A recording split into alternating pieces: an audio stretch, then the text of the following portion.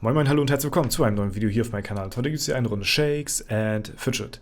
Gestern kamen leider nicht die neuen Patch Notes. Ich gehe mal stark von aus, dass die wahrscheinlich heute kommen werden. Ansonsten kamen sie immer am Mittwoch und zum Zeitpunkt der jetzigen Aufnahme, Donnerstag morgens um 7, sind sie noch nicht draußen. Deswegen gehe ich mal von aus, kommen sie heute Abend und ich werde sie euch dann morgen dann auch gleich präsentieren können. Das Einzige, was gestern kam, war ein kleiner Teaser für den neuen Legendary Dungeon, beziehungsweise ja, das 15-jährige Special von Shakes and Fidget. Wer es von euch noch nicht gesehen hatte, hier der kleine Trailer, der geht wirklich nur ganz kurz. Ja.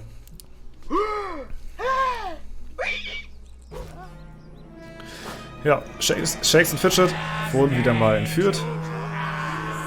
Und hier so ein kleines Schwebeviech, was hier die 15 drauf hat. Ja, zum Anlass natürlich von Shakes and Fidget 15-jährigen Bestehen, Geburtstag etc. pp. Ja, ich bin gespannt, was da noch alles kommen wird. Im Zuge des Updates, sag ich mal, ist es wahrscheinlich das 15-jährige Update. Ja, wurden jetzt erstmal die Epics angekündigt und der legendäre Dungeon. Aber einen Monat später kommt ja dann schon das große Überarbeitungs-Update, sag ich mal, worauf sich wahrscheinlich momentan worauf sehr viel Wert gelegt wird momentan gerade. Und da bin ich eigentlich hauptsächlich drauf gespannt. Aber mal gucken, vielleicht gibt es noch eine kleine Extra-Einlage zum 15-jährigen Geburtstag. Ne? Ist ja auch schon eine Hausnummer, ist ein Jubiläum auf jeden Fall. Ich weiß noch, damals zum 10-jährigen gab es die Collectors Edition. Sowas wäre natürlich sehr cool, wenn es irgendwie in die Richtung mal wieder irgendwie sowas geben würde. Das wäre auf jeden Fall ziemlich nice. Also das, was ihr hier auch bei mir im Hintergrund seht, hatte dazu ja auch mal ein Unboxing gemacht auf meinem Kanal, was da alles drin ist. Und ja, sowas würde mich auf jeden Fall sehr freuen und ich denke mal viele Shakes and Fidget Enthusiasten unter euch da draußen auch.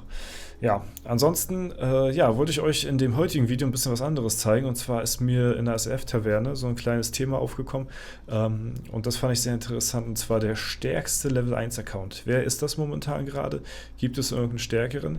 Ich zeige euch ein Bild, und zwar von All Trap Nation. Der Name kommt mir auf jeden Fall bekannt vor. Ich weiß nicht, ob wir schon mal was mit ihm gemacht haben oder ob wir den Account schon mal gezeigt haben. Kann sein. Sei mir nicht böse, falls ja, aber es ist auf jeden Fall, ich bin auf das Thema aufmerksam geworden da und musste das euch auf jeden Fall zeigen, wie es momentan hier gerade aussieht. Und spielt hier seit 2013 Stufe 1 und hat als Level 1 Account 1000 Stärke und 880 Ausdauer und momentan halt auch noch gar keine Items angelegt, ne? Also er hat hier gar keine Items so, ne? Manche Level 1 Accounts haben ja auch so durch durch Twitch Drops, durch Glück vielleicht auch, durch irgendwelche Codes bekommt man ja auch sehr viele epische Gegenstände, auch als Free-to-Play und so halt eben auch als Stufe 1, und da kann man sich komplett episch auch ausrüsten, wenn man halt eben die Ausdauer hat. Genauso wie das zum Beispiel auch ein paar andere Leute gezeigt haben, die Level 1 sind und die auch bei dieser Diskussion da teilgenommen haben, beziehungsweise bei dem Gespräch, wer der höchste beziehungsweise der stärkste Stufe 1 Account ist. So ein paar Bilder hatte ich mir da jetzt mal rausgesucht. Hier zum Beispiel gibt es einen Account mit ein paar Epics. Und ich weiß, damals hatten wir ja auch so ein Stufe 1 Projekt gestartet, so eine Stufe 1 Gilde, Level 1 Gilde, die wir auf irgendeinem Random-Server mal gestartet haben, und nach einer Zeit lang hatte ich das dann nicht mehr bespielt gehabt. Ich denke mal, dass heutzutage immer noch der Raid Boss Nuno das machen wird. Der hatte ja damals die Gilde von mir übernommen, oder beziehungsweise das Projekt dann, was ich gestartet hatte, weitergeführt und hatte das dann noch ausgebaut, das ganze Thema, hat den Level 1 Playstyle optimiert, sozusagen, und halt eben darauf geachtet, zum Beispiel die Kalender in einer bestimmten Art und Weise zu skippen. Also die Kalender-Skip-Taktik nur nochmal eben anders. Normalerweise ist ja Kalender-Skip-Taktik für die Leute, die auf XP spielen, die dann nur die XP-Kalender mitnehmen. Das hier ist zum Beispiel ein XP-Kalender, wo hier die Bücher drin sind, wo keine Bücher drin sind.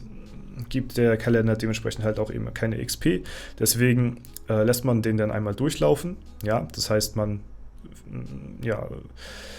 lässt ihn, also man verzichtet einmal absichtlich auf ein Türchen, sodass quasi der nächste Kalender abgerufen wird, ja, und geht das dann so lange durch, bis wieder ein XP-Kalender ist. Das wurde dann nochmal optimiert auf, sozusagen auf einen Stat-Kalender, um halt eben die Stat-Punkte zu sammeln als Stufe 1-Account, weil du da ja halt eben nicht levelst. Und da wurde halt eben dann eben drauf geachtet, beziehungsweise geschaut, dass denn die zum Beispiel so Punkte wie Intelligenz, also so Hauptattribute oder halt Basispunkte, dass die relativ weit oben im Kalender sind, dass die abgefarmt werden. Also da es quasi Kalender-Skip, nur eben auf die Basispunkte halt gesehen vom Kalender, weil man nachher, und deswegen hatte ich das Projekt zum Beispiel auch aufgehört gehabt, weil man nachher nicht mehr die Chance hat, großartig an Gold zu gelangen, weil die Statpunkte nachher exorbitant teuer werden und ihr auf Stufe 1, wenn ihr zum Beispiel in die Arena geht und jemanden abfarmt, auch nur ein Gold an Beutegold halt eben bekommt von dem Gegner.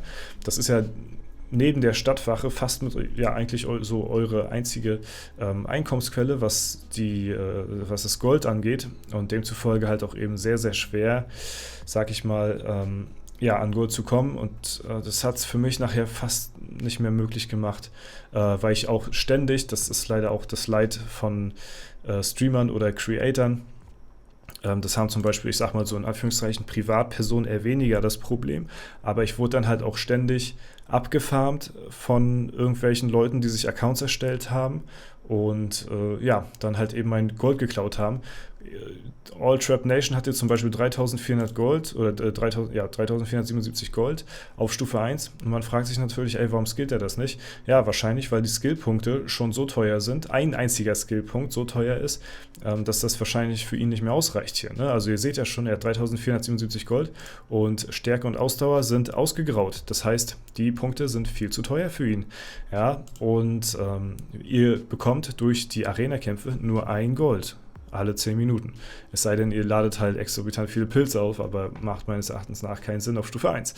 Ne? Und deswegen hatte es auch mehrere Tage gedauert, irgendwann überhaupt einen Skillpunkt zu erfarmen. Und bis dahin haben halt eben Leute mich schon des Öfteren abgefarmt, und deswegen war das Projekt für mich nachher leider nicht mehr tragbar, und deswegen hatte ich damit auch aufgehört gehabt, und finde es aber sehr cool, dass das hier Leute so weiterhin durchziehen. Ich finde es ziemlich nice, und falls ihr jemanden kennt oder selbst einen Account habt, der Stufe 1 ist und noch stärkere Stats hat als All Trap Nation, könnt ihr es natürlich auch sehr gerne mal hier in die Kommentare schreiben, dann gucke ich da sehr gerne auf dem Server mal vorbei und begutachtet da euren Char, weil solche Projektaccounts finde ich persönlich ziemlich cool. Und deswegen, so wie es aussieht, hatte er auch fast noch gar keine Alu gespielt. Es gibt ja auch manche Leute, die tricksen so ein bisschen, wie zum Beispiel hier. Ja, der Stufe 1 hat aber hier ein bisschen Alu gespielt. Also der Erfahrungsbalken ist ein bisschen fortgeschritten, genauso hier. Ne? Hat auch übelst viele Pilze, aber ist trotzdem Stufe 1. Ne? Hier ein bisschen anders verteilt auf jeden Fall, ne? Aber hat halt eben auch Equip-Anliegen. Das ist hier bei ihm zum Beispiel gerade momentan nicht der Fall. Und diese ganze Thematik finde ich sehr interessant, vor allen Dingen, weil man diesen Playstyle halt eben auch in einer gewissen Art und Weise auch optimieren kann, durch dieses Kalender-Skip-Taktik und sowas, ne? Und wie gesagt, man kann sich auf Stufe 1 halt eben auch eigentlich schon komplett episch ausrüsten, wenn man halt eben alle Codes mitnimmt, die einem so angeboten werden. Sollte man natürlich auch machen, weil gerade auf der Stufe ist es halt eben wichtig, wirklich alles mitzunehmen, was man kriegen kann. Ne? Achso, und was auch noch wichtig ist, vielleicht zu erwähnen, der Account, der ist ja seit 2013 hier schon aktiv. Das heißt, er hat wahrscheinlich noch davon profitiert, was vielleicht andere Accounts nicht so haben, von den Gildensystem-Umschwung, den es damals gab. Vielleicht erinnert sich noch der ein oder andere, dass man zum Beispiel früher sowas wie eine Gildenkasse hatte, in die man Gold einzahlen konnte oder sowas, ja, um halt eben bestimmte Sachen ausbauen zu können. Diese Gildenkasse wurde ja früher oder später irgendwann ersetzt und das Gold beziehungsweise halt eben alles, was sich so in der Gilde an Gold auch so noch befunden hatte, das wurde dann gleichmäßig auf alle Mitglieder in der Gilde verteilt, sodass quasi, zum Beispiel ein Stufe 600er das gleiche Gold bekommen hatte, wie zum Beispiel ein Stufe 1er, wenn sie in derselben Gilde gespielt haben.